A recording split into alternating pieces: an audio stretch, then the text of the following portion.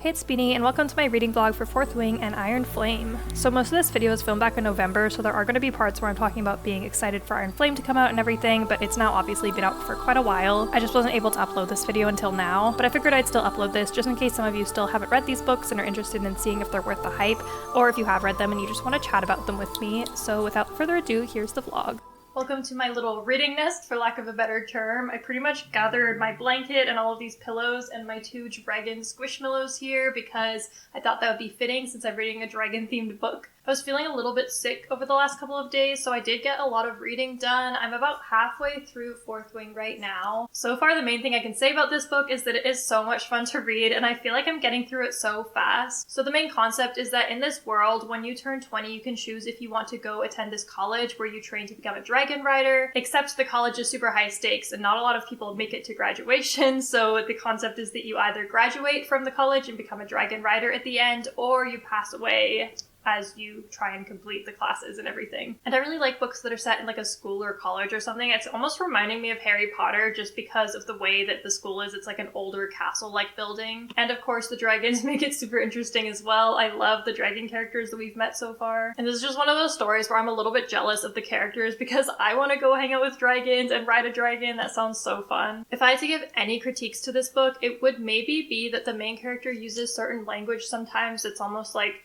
trendy phrases. For example, she'll say something like scribe training for the win, or there was one phrase where some boy did something like kind of gross to her and she was like full body shudder gross. A lot of dashes in between, or she'll say like absolutely, period, not period, and that kind of thing. And I just generally don't like it when a character in a book uses popular phrases from today's world, because I just kind of prefer my fantasy worlds to be completely separated from the real world. So when they use phrases like that that are trendy, it just kind of takes me out of the world for a second. And I did want to show you something really cool that I found at the bookstore today. I went to the bookstore because it's my friend's birthday and I wanted to get her a couple books for her birthday because she also really likes to read. But today is actually November 7th, which is the release date of Iron Flame, and I felt so silly that I had pre-ordered that book online because when I went to the bookstore, they were so stocked full of copies of Iron Flame, and I so badly wanted to pick one up, but my copy is already shipped in the mail, so it'll get here in a few days. But I don't know why I thought that I had to pre-order it online. For some reason, I didn't even think of just going to the bookstore on the day of the release of the book. For some reason, I thought you had to get it online, but literally they had so many copies, and I felt so silly that I couldn't just grab it because I could have had it right now. But anyway, I grabbed my friend a copy of A Court of Thorns and Roses because I read this one recently, and it kind of reminds me of Twilight, and my friend loves Twilight, so I thought she would like this, so I grabbed this. But also, since I've been loving Fourth Wing so much, I also thought she would like that book, and what I saw there was this special edition of Fourth Wing, and it's so beautiful. Like, look at that cover. I was almost tempted to get myself a copy of the special edition as well, but I really don't need two of the same book.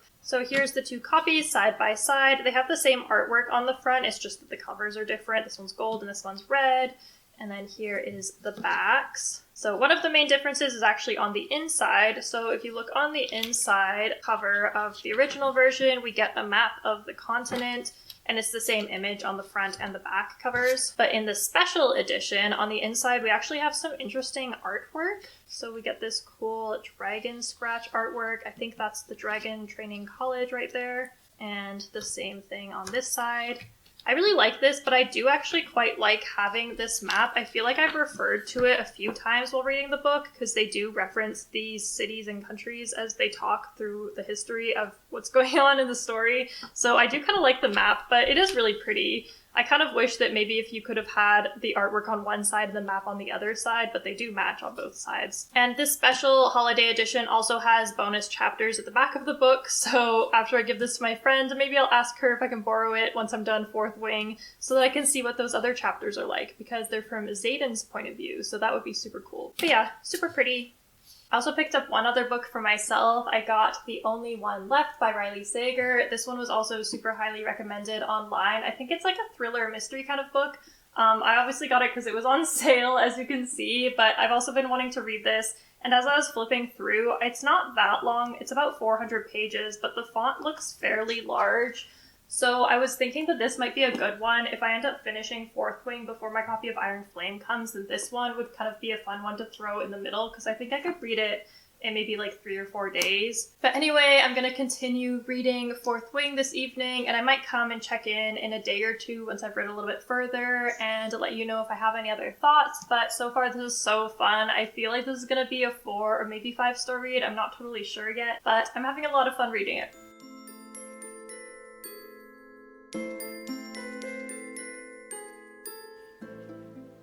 So it's been a couple of days and I wanted to give an update on how the reading's been going, and I have some bad news to share with you, but also some good news. So starting with the bad news, I sort of damaged my dust jacket for my copy of Fourth Wing, which it might be kind of hard to tell, but I'll just tell you what happened. So usually when I read a hardcover book like this that just has the plain hardcover with the dust jacket on it, I'll usually remove the dust jacket while I'm reading just because it's kind of slippery while I'm holding it, and I really don't want to damage the jacket because then I feel like that really lowers the quality of the book. Even if the whole book is fine, if there's like a little tear or crease in the dust jacket, it's just really not appealing. So I was reading in bed a couple nights ago and I had the jacket off and I was just reading the normal book. And then when I was done reading, I put the jacket separate from the book on my desk beside my bed. But I also sleep with a humidifier because here in Canada, it gets very, very cold very fast. So it's already cold and all of the heaters are up. So that makes the air inside the apartment really dry. So I sleep next to a humidifier, which is also next to my desk. So basically, I think while I was sleeping, a bunch of moisture got onto my book, especially the jacket. And I've put books next to my bed before when I've been sleeping, but I never noticed any water damage. But I guess just the jacket being separate from the book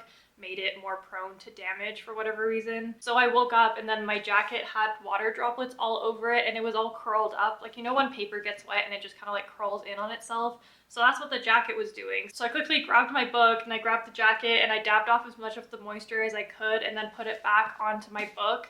And then I stuck it underneath a big stack of books right there. So I had my copy of Fourth Wing right at the bottom to kind of try and press the jacket back flat to the book. So yeah, you can kind of see if I like lift it up that parts of it are trying to curl back. So I just keep trying to leave it on the book. I'm no longer taking it off when I read. And then when I'm not reading my copy of Fourth Wing, I'm just gonna keep putting it back underneath that stack of books so it can hopefully get pressed flat. And hopefully if I just leave it on here, it'll like keep its shape. But yeah, it's really unfortunate because I hate damaging books. I try my best to take really good care of my books to keep them in great condition, but yeah, it's kind of just too bad that happened to this one. So yeah, let me go ahead and return this back to that stack.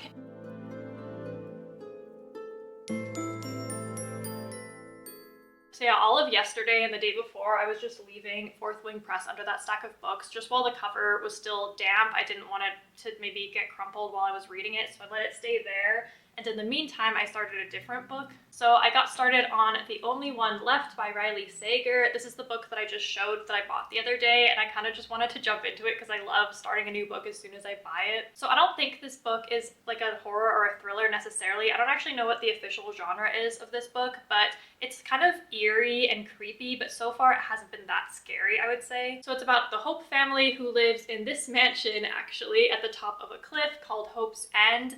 And there was this incident that happened way back in the early 90s where most of the family was killed except for one daughter who is still alive today, and she's the only one left, hence the title. And that girl was named Lenora Hope, so now everyone thinks that she was the one who killed her family, but they didn't have any evidence, so she never actually got convicted and went to jail. So we follow a woman named Kit who ends up being a caretaker for Lenora Hope, and she's staying at the mansion here, and she's kind of trying to figure out if Lenora did kill her family or what else happened. And the characters we've met so far have been really interesting, and it's the type of book where it feels like everyone has a secret, and we slowly uncover bits and pieces of information, and I'm hoping that it'll be one where all of the information kind of comes out together at the end to make sense. And like I said, this book isn't like scary, but it's kind of spooky and eerie, and it's the kind of thing where it's like, oh, is the house haunted, or is there a murder? Is there gonna be any supernatural stuff going on? Like, it's hard to tell so far. I like a book that I feel like I can just fly through, and the writing style is super easy. And just with the little mysteries and the discoveries that the main character makes throughout the book, it's kind of keeping me on the edge of my seat, and I really want to know what happened and what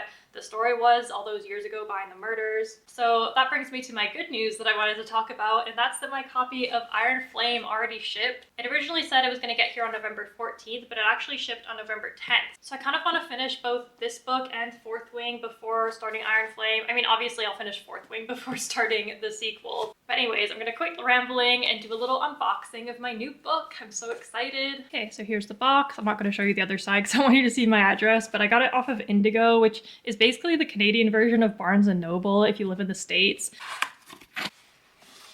Oh my gosh, it's so beautiful. This is kind of the color red that the special edition of Fourth Wing was, but unfortunately I don't have that version anymore to show you because I already gave it to my friend. Inside the cover. And then we have the sprayed edges. So pretty. So here is Iron Flame. It is such a pretty cover. I love the metallic covers of these books, and I've never had a book with sprayed edges before, but it just makes it look so cool and sleek. The special edition of Fourth Wing, like that holiday version that I got for my friend, also had this color red and the sprayed edges, so I do think that those would match well if you have that special edition. But I also just grabbed my copy of Fourth Wing out of that stack temporarily to show you side by side how they look. I actually really like how these covers look next to each other. I think the gold definitely matches, and if you have the red version of Fourth Wing, I think they'll both look pretty next to each other. But yeah, I kind of like how it makes like a bit of a gradient together. I just think these are so pretty. And then on the shelf together, they'll look like that. Super cute. So yeah, I don't know if it would bother you that one has sprayed edges and the other doesn't. I don't think it really bothers me. But yeah, I'm interested to see how the sprayed edges feel when I'm reading it, if I'll notice it, or if it'll feel different. I can definitely feel it, like it feels like paint, like a slight bit of roughness, but nothing crazy. And I think it looks cool, so I'm excited to have this book. This book also has a similar map on the inside to what Fourth Wing has, but it looks like they've updated the art. We've got our dragons up there in the corner, super cool. So yeah, I'm at page 350 right now in Fourth Wing. I've been reading around 100 pages a day. That's kind of my average, and then when it's the weekend, I'll try and read a little bit more. And yeah, just a little PSA for anyone out there who lives in a dry climate. Do not remove the jacket of your book and leave it next to your humidifier because you will ruin it. So yeah, with that said, I should probably return it back to its little stack to be pressed further, and then I'll just kind of go between reading this and this today. And I will come back with a future update. I wanted to hop back in and give a tiny update about the plot of this book. I don't want to say too much about the plot in this video because I kind of just want this to be spoiler free. But I did already know going into this book that there's going to be a little bit of romance because that's also very like highly advertised, and it's kind of like all over the recommendations of this book that it has some romance in it. So if you read ACOTAR, A Court of Thorns and Roses, or more specifically the second book, A Court of Mist and Fury, then you know who the main love interest of that story is. And I feel like the main love interest so far here is basically the exact same person, but like repackaged. Like they have the same color hair and different colored eyes, to be fair. But like even like their powers are similar. They have that whole like bad boy thing going on. So I just think that's kind of funny how the two like really popular series of this year have basically the same love interest. But the main characters, like ACOTAR has Feyre, this book has Violet, those characters are fairly different. I just think it's funny how the love interest is basically the same person, but just like packaged up in a different way that makes more sense to the story. Which like, I don't know what your opinion is about that. I feel like a lot of people, when I watch their videos, they know what tropes they like, and then they'll try and seek out books that have similar storylines and similar tropes or characters to what they already know that they like based on what they've read previously. Whereas I've always had the opinion that if I've read a book that has a certain storyline or trope or something like that, I don't really want to see it again, because if I love it the first time, then that's fine, and then maybe I'll read another book that has a similar theme and maybe I'll like it again, but a little bit less. And then the more times I see the same thing again and again, I'm less and less interested. So let me know if you enjoy similar tropes, love interests, characters, just any kind of storylines that are repeating, if you like to just know what you like and then just continue to go for that, or if you like all of your books to be very different. So it's now the evening and I'm reading, but it's starting to get a little bit dark. So I have this hack of lighting up my page without having a reading light. So basically I'm using my phone flashlight and I stick it in my shirt like this, and then it perfectly illuminates my page. Do I look very silly? Yes. Is it a perfect solution? No.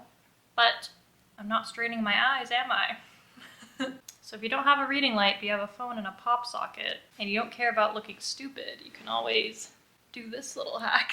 But yeah, I'm at page 359, and I really want to get to page 400 before the end of the day, so let's see if I can just do that in this sitting.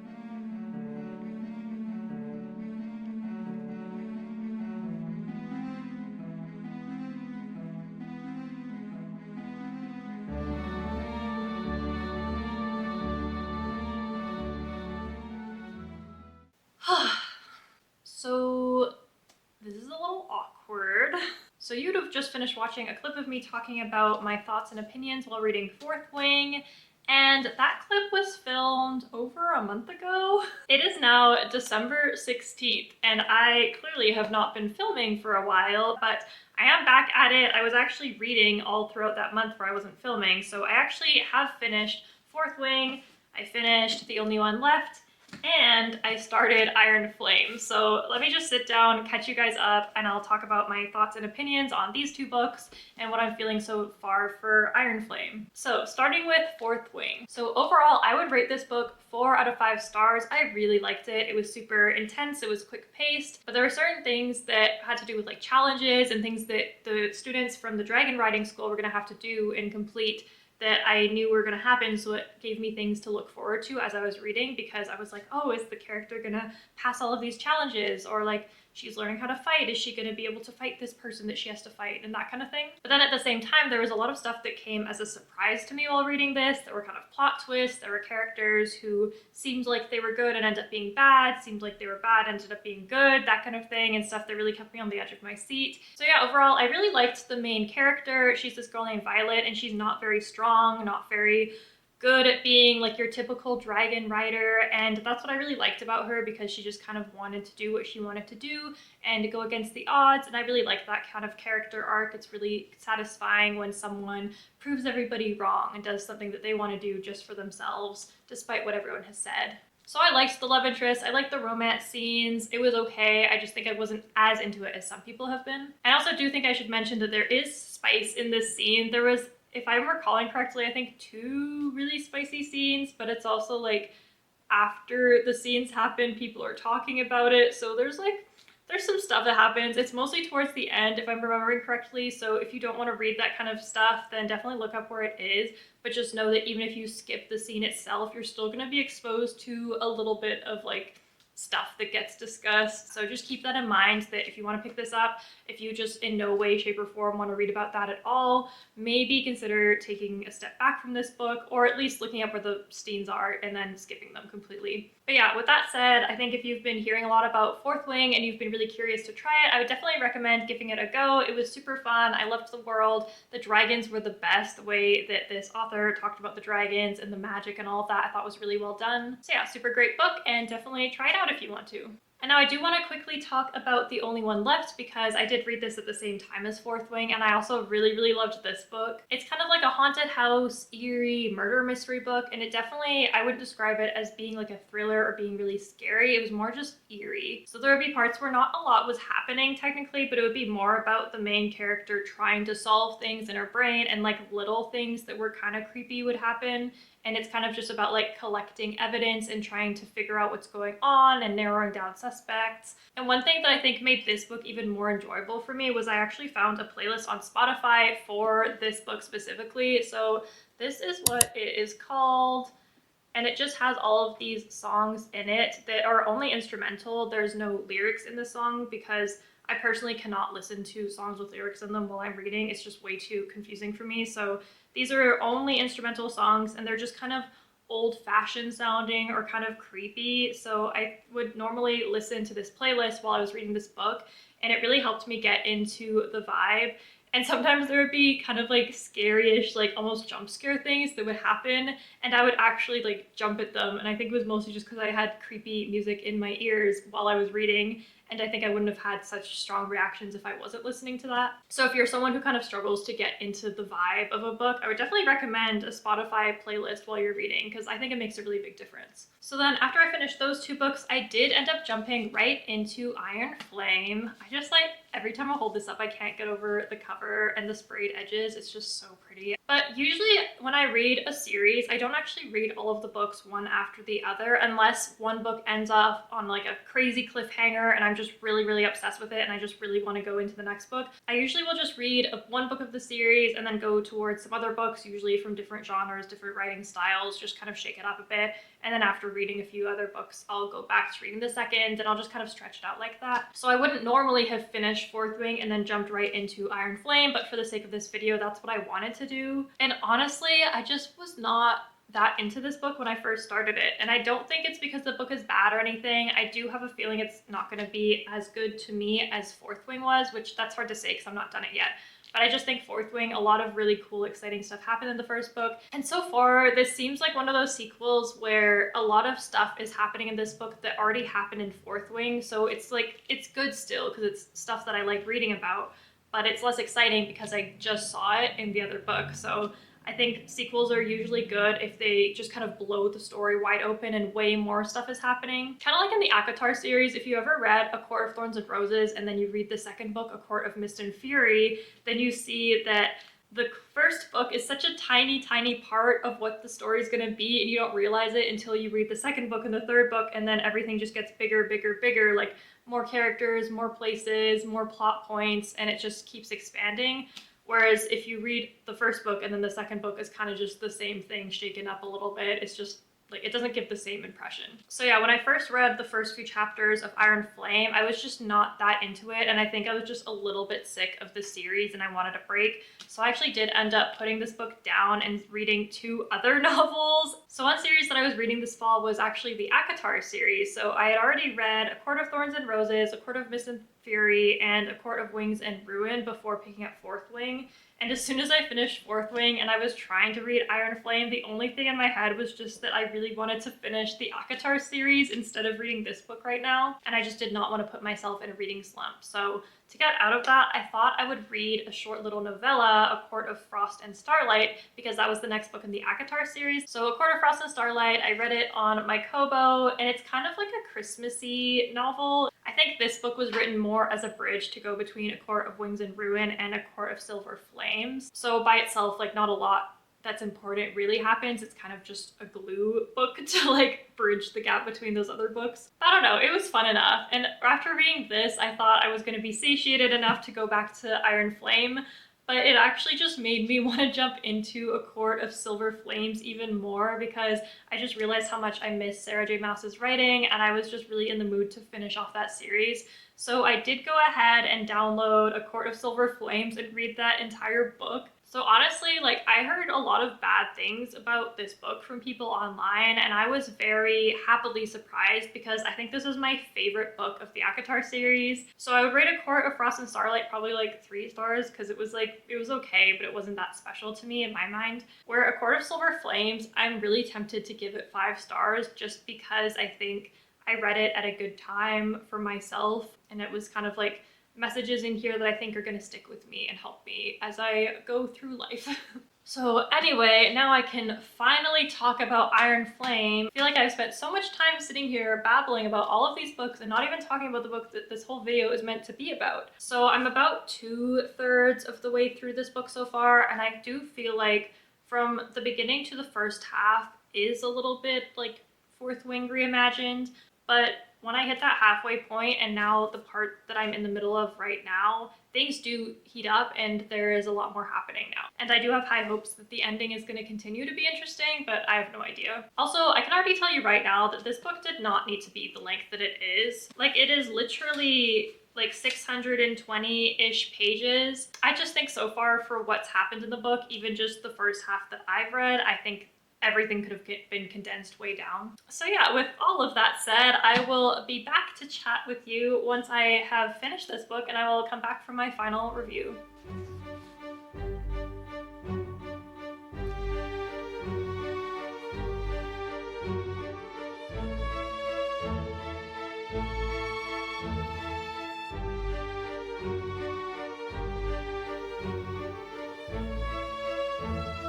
I really wish I could tell you what just happened, but it is a plot twist and I don't want to spoil anything for you if you want to read this book. But yeah, that's not good. What I just read, not good. Well, what an ending. Rebecca Yarros definitely likes to end her books off on cliffhangers and plot twists, and she definitely did that in Iron Flame. I was literally on the edge of my seat for like the last 50 or so pages. So overall, I would say that Iron Flame is just kind of all right. It wasn't amazing, it wasn't terrible. I'm probably gonna give it like 3 stars. My main critiques about it are just that it's too long. It definitely could be way more condensed, especially for the first half. I liked the second half of the book way more, and I felt like a lot was happening and I was actually interested in the story, but for the first half, I was just kind of struggling to get through it because it just felt like a lot of things that happened in Fourth Wing were happening again, and they tried to introduce new characters, but I just didn't feel like those new characters were developed enough for me to really care about them. So I feel like the book could have been like 200 pages shorter, or a whole other plot point could have been added in to make this a little bit more interesting. My second critique is that there are certain plot points that just felt really silly to me. Like, things were happening. I think Rebecca Yarros was trying to like shock the reader by having these grand reveals, but some of the things were just so unbelievable that I just felt silly reading it, and it just made me not really take this book very seriously. So I just found myself like rolling my eyes at times when I was reading this, which is a little bit unfortunate because I think certain parts of the story were super strong in this book. For example, we learned a little bit more about kind of like the rules of Signet, which is the power that dragon riders can use once they bond to a dragon. So we specifically learn about Violet Signet and how she uses it and how she trains it, and I thought that was really, really well done. So I think for Rebecca Yarros to just kind of throw in these really crazy, outlandish plot points, I don't think it was necessary. I think she had a good story, and if she just like kept developing the characters and the plot that she had, it would have been a little bit better than like throwing in these random side characters doing things for no reason. My third critique would be that I think there's just too many characters in this story, or at least too many that I don't really know that much about them. I think a lot of the side characters are a little bit one-dimensional, and sometimes we get introduced to a new character, we get like a brief description of what they look like, and then after that I completely forgot who they are because we just don't see much of them. So I just found it difficult to kind of keep track of who people were. And there was also characters who were recurring, but we just didn't know that much about them. So I think I would have preferred a little bit more character development for the side characters, because we only really learn a lot about Violet, Xaden, and like their dragons, and not too much about her friends. And then my final thing that I did not like about Iron Flame would be the romance. I just did not like the direction that it went in this book. There's this plot point where Xaden has been keeping secrets from Violet, and then she gets really upset, obviously, about that, so she wants him to be more honest with her. And then Xaden says, okay, I'll tell you whatever you want me to tell you, but I'm not going to tell you outright. You have to ask me questions, and then I'll answer the questions. And then Violet is very understandably upset about that, because she's like, well, how the heck am I supposed to know what to ask? And then Xaden becomes super toxic, and he does this whole thing where he's like, well, you're not asking the hard questions because you're scared to know the truth. And I just felt like that was so toxic, and he was just like gaslighting her into like believing that he was helping her and she was the one who didn't want to know the truth. It was just really odd, and that made me just not like him at all, and it made me not really want to root for them as a couple. So that was just kind of disappointing. So those are all my main critiques for Iron Flame. I definitely don't think it was as good as Fourth Wing, but I feel like that's kind of normal, where sequels just aren't quite as good as the first book when the first books are super, super hyped up. So if you're at Fourth Wing and you really loved it, I would recommend going and grabbing Iron Flame if you want to continue the story. I actually do plan on continuing the series as more books get released. I would just advise that you kind of lower your expectations, that the second book isn't going to be quite as good as the first, but also I just have my opinion. You might have a different opinion, and maybe you'll love this more than I did. But anyways, that's all for the video. Thank you so much for hanging out with me as I read these two books, as well as a few others. If you've read either of these, let me know down in the comments what your thoughts were, and I hope to see you in the next video. Bye!